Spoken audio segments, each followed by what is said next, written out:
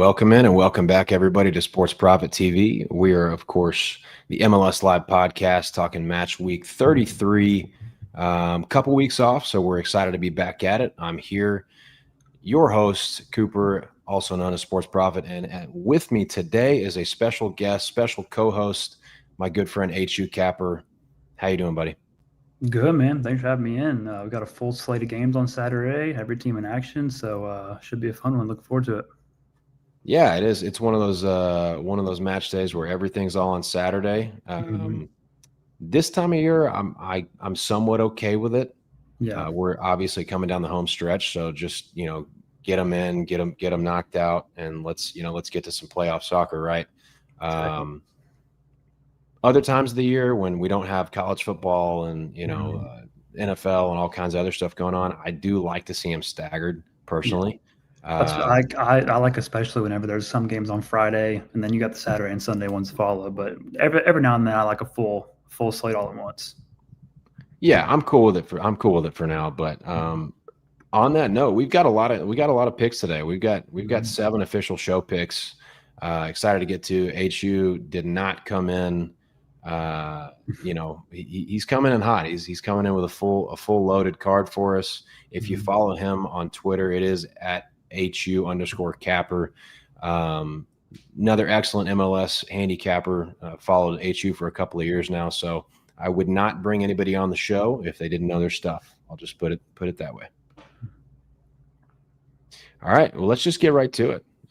We've got official show picks, and we are starting in Utah. Real Salt Lake hosting Sporting Kansas City. HU, this is going to be yours, so start us off.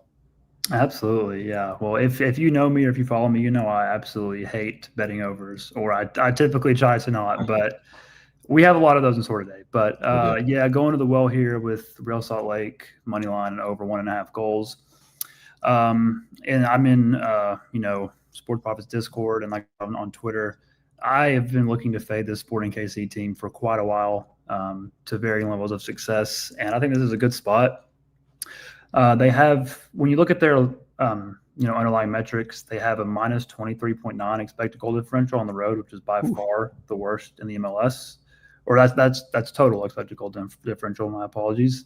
And their actual goal differential is minus 15. So they're terrible, and they're still managing to overperform, which you rarely see with these really bad teams. However, on the road, this gets even worse. They've allowed 33.5 expected goals in only 15 matches.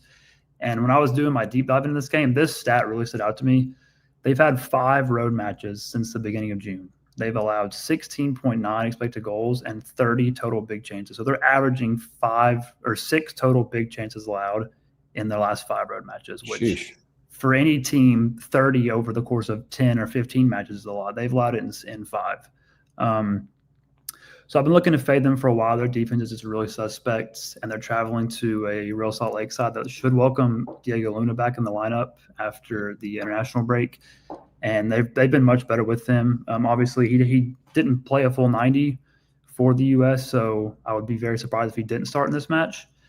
And, coming into the season and, about halfway through, we were looking for Real Salt Lake to finally get a true number 9. They've been looking at that for a while. They got Agata from Sporting Kansas City, and he's hasn't really hit the ground running, but they just recently signed Juan Cruz from Botafogo and Olatunji from Sparta Prague, which they have multiple options now. They're not just relying on, Diego Luna or Goncalves. They actually have a couple of options to, try and find the back of the net. And I think that, with Olatunji and Juan Cruz and Diego Luna back on the lineup, then should see this team be able to create some chances against a Sporting Kansas City side that has just leaked opportunities in these recent matches. And even in RSL's recent matches, look at their matches against Minnesota. They absolutely dominated a Minnesota side that, many of us consider to be one of the top dogs in the West. They were unlucky to lose that match 3-1, but they created over 2 expected goals and really looked like a cohesive unit. And they're still fighting for the playoff spot. They're not fully out of it yet, and this is their easiest match remaining on the board. So if they're going to get any points, it's probably going to come here. Do I think they'll keep a clean sheet? No. I've been impressed with some of SKC's attacking numbers as of late, but I think RSL should be able to score 2 or 3 in this match, and I think that should be too much for a Sporting Kansas City defense that it just can't stop anybody at the moment. Yeah, I definitely see where you're coming from here. I think RSL is one of those teams that's gotten quite a bit better recently Mhm. because of Yeah. those transfers, Mhm. and I definitely see the angle there. Um, I 100% I'm on board with you fading the Sporting KC back line. Yeah. Yeah, they're lucky some of these games haven't been worse for sure. So I'm with you here. Uh, like you said, definitely want to see Diego Luna out there. Mhm. That's a big part of this team. I mean, he's been one of the Mhm. best players in the league this year. So hopefully we'll get him out there. If not, I think Sporting Kansas City's bad enough where it may not matter. But RSL fighting for a playoff spot, so should get a good effort here from them too. Yeah, and even if he doesn't start, I would be surprised if he doesn't come off the bench at maybe halftime. I mean, I know traveling, it's difficult to travel, and then travel back to RSL or travel back to Utah, in the next couple of days. But he rarely played, so he should be fit and ready to go. Heck yeah. All right, next one. All right, Atlanta hosting Columbus Crew. So this is going to be my first show pick. And I'm going with the visitors here. The draw no bet is priced uh, nicely to me. I mean, I honestly, man, Atlanta. Where what do we even say about these guys at this point in the season? I know what I'll say about them. They are what they are at this point. Mhm. Like there is no turnaround coming. This is not. Well, look at the guys on their on the field. Look at the guys on their roster. Blah blah blah blah blah. There is no turnaround coming for this team. They are what they are. Um, and Columbus is I've been waiting. I've been waiting for Columbus to finally get their guy up top. And I know uh, Abu Ali, Mhm. who came from Al Ali in Egypt, um, he hasn't scored yet, right? But turn the film on, sit back and check out his highlights because the guy is a gamer and like he knows how to put the ball in the net. Big fan of this guy. I like the way he fits this Columbus system. Um, I just think this is like one of the better teams in the league. They finally got a striker, best coach in the league, and Atlanta is what they are. They stink. Mhm. So I like this because I have a really hard time seeing this bet lose. I don't really think Columbus, with where they are with at this point in the season, lose this game. I think that's best case scenario for Atlanta is to get a point here. I know they're at home, right? But really like Columbus in this one. Really like the new striker. I think he scores here, gets his first goal in Major League Soccer, and yeah, that's the way I'm looking at this one. HU. Yeah, no, this is definitely an angle that I looked at as well. I think like many of us went into the season thinking Atlanta, challenge for the Eastern Conference, and I was waiting. Okay, maybe this week they'll get it together. Maybe this week they'll get it together. It just seems like I think Delia is probably gone. He probably should have been gone already, but I think he'll probably be gone by the end of the season, or I Yep. don't imagine they'll bring him back next season. I know Latte Lath is still injured, and even when he's played, he hasn't looked great, for the fee that they spent on him. So this is a great spot. I'm curious to see, who Columbus starts, with the international break coming over. I think the first week after the international break is always the hardest, just because who played internationally, who didn't, who's rested. But this would definitely be my lean. Like I said, like Atlanta, they are who they are, and I mean the season's almost over, and they've shown no signs of improvement. So I think this would be hard not to bet getting a draw no bet price at -118 here. Yep, definitely coming down the home stretch. 5 games left for some teams, Mm-hmm. 6 games left for others. But we got lots of games to get to, so we'll just keep it moving right along. Next Mm-hmm. game is Portland at home, my favorite MLS venue, hosting New York Red Bull.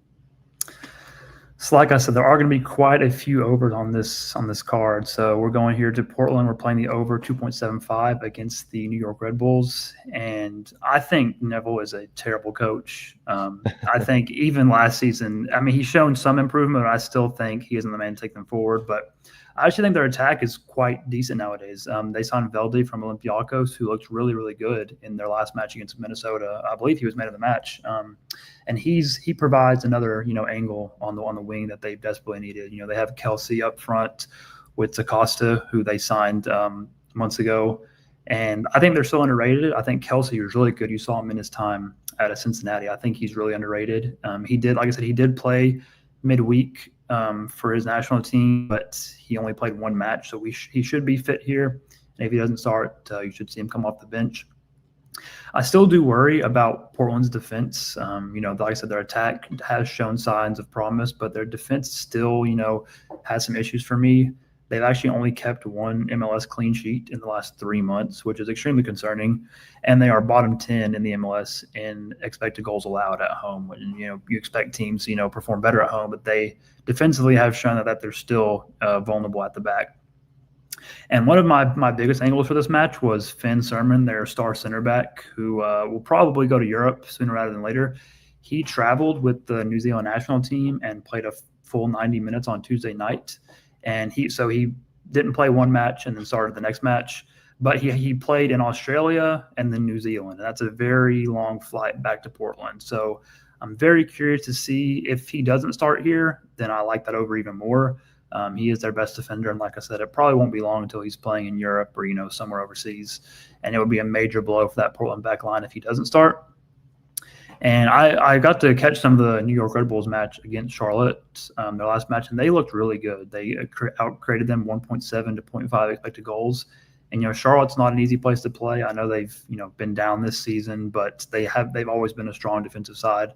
And New York kind of went up there and carved them up. So they've got several good pieces, Choupo-Moting and Forsberg. I know they're both kind of getting to the latter half of their career, but still good in terms of MLS quality. And I just think that this is a good spot to buy low on a total that I think should be at 3. I think Portland at home with Kelsey and Velde should be able to get on the board. And like I said, I've been impressed with the New York Red Bulls attack as of late, and especially their performance against Charlotte. So I'm going to take over 2.75 here. Like I said, I think this probably closes 3. So I'm going to take the goal value here. Sweet. Yeah. I think I don't know if you mentioned it or not, but Portland also added Matias Rojas from River Plate. Yes. Mm-hmm. Which dude was really good at Miami. He didn't play a ton at River Plate. He's kind of an every other game guy for them as a substitute, but that doesn't hurt for goals. Oh, no. Yeah, I think their attack is definitely the way forward, hopefully they can keep Sermon for maybe another year or two, because like I said, I don't think he has much. I don't think he's left long in this league, so hopefully they can hold on to him as long as they can. Yeah, as far as New York Red Bull, they've been a tough one for me to peg this year. Their defense definitely is not what it normally is, so I like that. And in that regard, this is again is kind of favors us here for goals. I also think that I like the recent form. Like you said, we saw New York Red Bull create a lot on the road against Charlotte. I don't see why that wouldn't continue here. I think it's a similar type matchup. I think it should be pretty end to end. So I think you might be onto something here with this one. Being sharper towards closing at a 3 would not shock me. I'm not going to be on this one personally. I don't not like it. I'm just kind of like indifferent, right? So I get you. I'll just I always put a parlay on. I'm not a big parlay guy, but I always put a quarter of a unit on every single show pick, and that way if we sweep, then it's fun, So I'll do the same thing. All right, here we go. This one, I can't believe this is actually me. The Revs hosting Toronto, TFC coming to town, and this is going to be a grimy one, definitely a gut play. But again, if you've watched the show for the last couple of years, when we say we have a gut play, I'm going to guess that those are hitting near 65%. Gut plays have done really well because they're gut plays for a reason. And that's kind of where I'm at with this New England team. They've actually won 2 of their last 5. So that's an encouraging improvement in form. It's not a team that's going to make the playoffs unless they win all of their last 5 games, and they'd probably still need some help because they're a little too far back in the standings. But neither is Toronto, and this just to me just reeks like a game that is a feel-good, get-right spot. Chankalai and Carlos Heel up top have looked really good together. That's who we'll be having. That's who I'm assuming will be running out there. I think Campagna is questionable. Toronto, I think New England's better than Toronto. Okay, that's kind of where I'm at here. I think New England's better. This just smells like a game to me that New England can feel good about themselves and win, have a big win, maybe even win, 2 or 3-0. And why would Toronto, like, it's not like they're going to play LAFC or Miami or, even Cincinnati or a team that's good right now or a bigger brand or, any of the New York teams, or they're not going to get up for this game. I don't see any reason for Toronto to be like, let's get up to play the Revs at Gillette. Like, I don't see it happening, right? So I think this is definitely a Rev spot, and that's where I'm going to be on their money line here at -125. Yeah, Jeffrey in the comments. Who's the new guy? That's H.U. Capper. He is our special guest co-host for today, and make sure you follow him on Twitter because he also handicaps MLS and does an excellent job. So make sure you follow him on the socials. HU, what do you think of this one? No, I like it. Just say to Mr. Jeff, I'm not taking over for Jason Footy. I'm just making a guest appearance here. But no, I was able to catch some of the New England game against Chicago, and they went down 3-0. But that attack has looked really good recently. He's obviously not Messi level of takeover, but I think Carlos Hill is one of the players that he can give you anything at any point in the match. He's one of those players that can take over the match. And if I'm fading New England, I'm always scared. Okay, when's the Carlos Hill magic coming? So, right. No, in Toronto, they essentially have nothing to play for. Like you said, I can't imagine them being super stoked to go up here to New England and take on a team in a match that means essentially nothing. So, I like the spot. This is a good price for a New England team that's been rolling offensively as of late. Sweet. All right, next one. We've got the Rapids at home hosting the Dynamo. Yeah, we are once again betting on a pretty terrible team, but this is what I love, if you know me. Taking the Colorado Rapids team total over 1.5 here against Houston. I actually have been pretty impressed with the Rapids attack as of late. Whenever they sold Mihailovic to Toronto, I was actually worried because it's like, that's essentially what all their creativity was Mihailovic. But they've actually looked pretty solid since his departure. The 6 matches that they've played since he left for Toronto, they've created 11.5 expected goals, almost 2 a game after losing their most creative player. And I was really impressed with Paxton Aronson, their new addition. He was heavily, kind of criticized for joining MLS at this stage of his career, but I think he could replace that Mihailovic role and arguably be even better. He looked really, really good against in his first start against Sporting Kansas City. And yes, it was Sporting Kansas City, who, as I said, are atrocious defensively, but he looked really promising. He had 0.86 expected goals created himself, 3 chances created, and also 1 a penalty. So he looked really good. And this is just a Houston team that, I go back and forth on betting, but similar to last season, their road form has just been pretty poor all season. And arguably my biggest angle for this match was just their goalkeeping situation is really not good. They signed Jonathan Bond, who was a starter at LA Galaxy for a while, went back to England and found his way back here in the States with Houston. He's conceded 35 goals from 28.8 expected goals on target faced. And he's actually a negative 0.25 goals prevented per 90 minutes, which is in the 16th percentile in MLS. Not 16th like goalkeeper, the 16th percentile. And he also has a save percentage of 58.3% per 90 minutes, which is the 19th percentile of MLS. And, I think he's been on the decline for quite a while. And, typically goalkeepers don't make, too much impact in a handicap, but I think that he's like next level bad. And with, Paxton Aronson, you've got Rafael Navarro up front. I think he's still underrated. I think this is a Colorado attack that can build off what they did against Sporting Kansas City. I know they lost, but they created almost 4 expected goals. And, coming back at home, well, they've actually looked pretty decent all season. I was leaning towards taking their money line, but Jack McGlynn should be back for Houston after international duty, so it wouldn't surprise me if he had a moment of magic and Houston found their way on the board, which then we're going to need 2 goals to win the money line anyway. So I like Colorado here in a nice little bounce back spot. Houston came off that match against LA Galaxy, where LA Galaxy rotated essentially their entire team, and they still found a way to get a point out of that. So I think Colorado's a team, with Paxton Aronson back in the middle of the park, that they can really create some chances here against the mediocre Houston defense and goalkeeper. So I'm going to take the Rapids here to score at least 2 goals. Yeah, this is another one of those teams that the last couple of years, really, with the Rapids, I just really have not been able to put my finger on. So I haven't bet a ton of their games in general.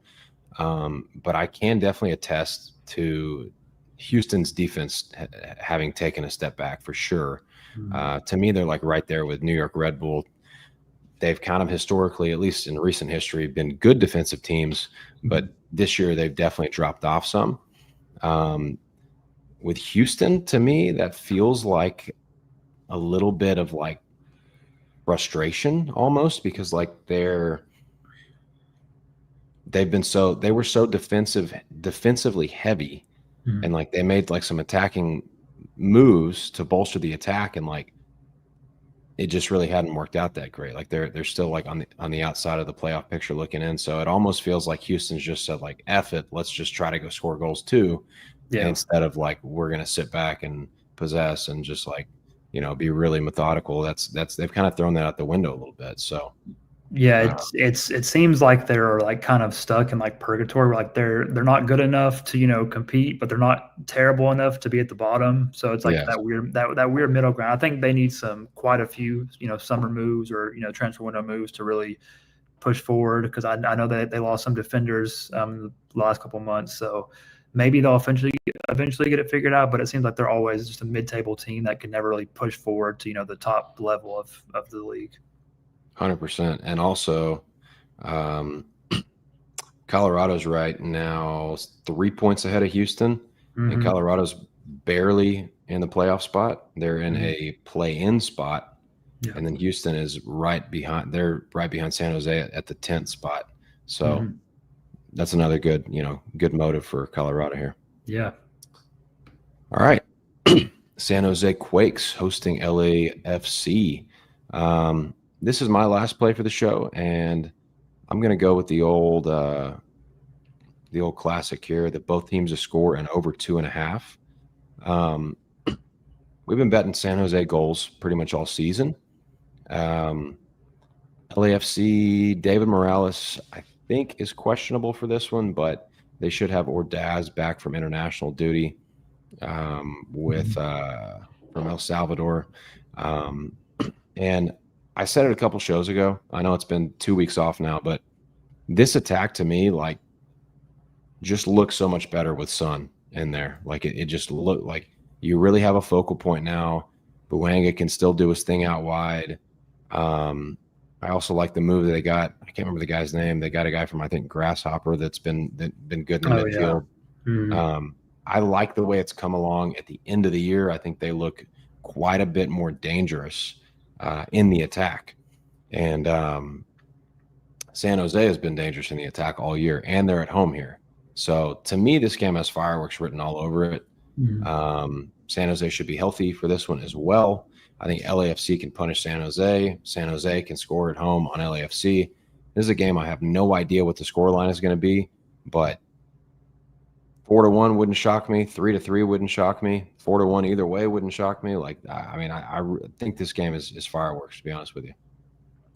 Yeah, like I told you earlier, this was the last play that I had for the show. It was like on my cutoff list. But no, I think what would have definitely sold it for me, and I'll be on this play myself. I love this play. I'm curious to see if Son starts. I mean, he is 33 off the back of 2 international matches. He didn't start the second one, but he did play 45 minutes. If I knew for sure he was starting, I would have 100% bet on this. But yeah, like you said, San Jose's attack has been amazing all season with Chicho and Espinoza up top. I think LAFC is the value. I haven't looked at the number, but they're probably one of the favorites. I think LAFC to win MLS Cup is probably something I'm going to bet here soon. Just like you said, that attack with Son and now and also Boenga and Ordaz, I think that's arguably one of the best in the entire league, and they can really make some noise. I believe they're 4th or 5th at the moment, so they'll probably, I'm not sure who they're expected to play, but I think they'll climb up the standings in these last couple of matches, and it wouldn't surprise me if they make a deep run and potentially win the whole Cup. Yeah, I'm with you there. I like the moves that they've made at the end of the year, for sure. All right, rounding out the show, we've got HU's favorite team, Montreal, hosting St. Louis City. Absolutely. This one's for Mr. Jason Footy himself. I love Montreal. I love this team. They're terrible, but they're fun. That's playing out over here, over 3, a little juice in this Montreal-St. Louis match. I also saw both teams to score and over 2.5 around -140 if you like that better. Like I said, I love this Montreal team. I think they're a lot of fun, and I don't think they're as bad as people say, but their defense does continue to struggle. In the last 2 months, they've only allowed under 1.0 expected goals one time. So they can really continues. They can't find any defensive stability at all. Their starting defender Morales, who I believe they picked up from Atlanta, started 2 full 90s for Bolivia over the international break. So there's a potential that he could not start this match. That's coming from elevation and then going back to Montreal and 2 90s in quick succession. It's pretty tough. So he might bench. And that's big because Montreal, which for some reason they're terrible and they're continuing to sell their players. They sold Waterman to Chicago.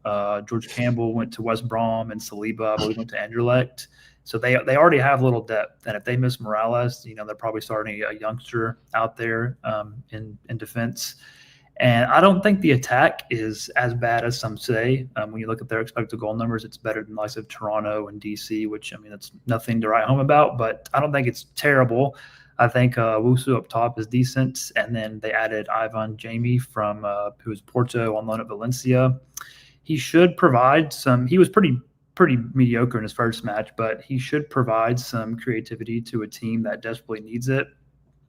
They sold Caden Clark, I believe, to DC United, which was a really puzzling move for me. I'm like, he's like your one bright spot, and you're selling him. So hopefully Ivan Jamie can, really provide some creativity to this Montreal team who is playing for nothing. But it's hopefully they can go out on a high note. And for St. Louis, this is a team that's been a lot of fun recently. Most of their matches in the past month or two have been extremely high scoring, and it seems like they're in that attack or nothing mindset.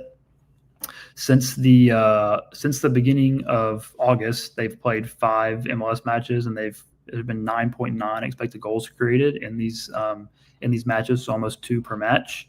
And the last match, I know that Jason Footy was on Dallas, and I'm glad he got home with the winner, but they had 43 total shots. I know that Dallas got an early red card, which excused things, but that attack is really firing. I like the trio of Klaus, Hartl, and Edward Lowen.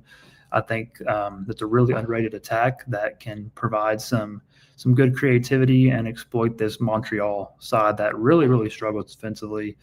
And I'm not really a big trends guy, but St. Louis haven't kept a clean sheet on the road in over 6 months. So wouldn't surprise me if we see both teams find the net here, maybe a 2-2 or a 3-2 with the late winner. But I think this follows the theme of these recent St. Louis matches and should be a fun one with a lot of goals.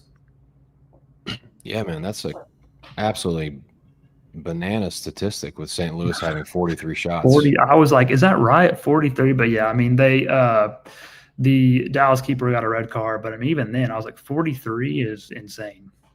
Yeah, that's nuts, dude. I'm looking at the sofa score, like the waves. Yeah. Man, that's absolutely crazy. Mm-hmm. Let's see. Best bet of the card. I'm going to say mine. I'm going to roll with – we'll come back to us now. All right, best bet of the card for me. Man. I guess I'm going to go with the Crew. Mm-hmm.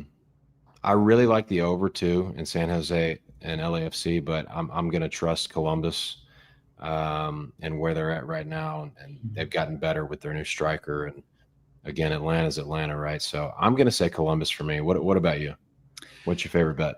Yeah, I'm between the Rapids team total and the RSL bet. I'm probably going to go with RSL money line and over 1.5. Like I said, their attack is just revamped, and I think with Luna back in the lineup, they've struggled a little bit without him to finish. But I think with him back, you really should see them, put a couple goals on this putrid Kansas City defense. Like I said, they've conceded almost 17 expected goals in their last 5 road matches with 30 total big chances. So would it surprise me if SKC get on the board? No, but I think RSL should be able to score 3 or 4. That would be too many. So I like the same game parlay of them just to win and over 1.5 total goals the most.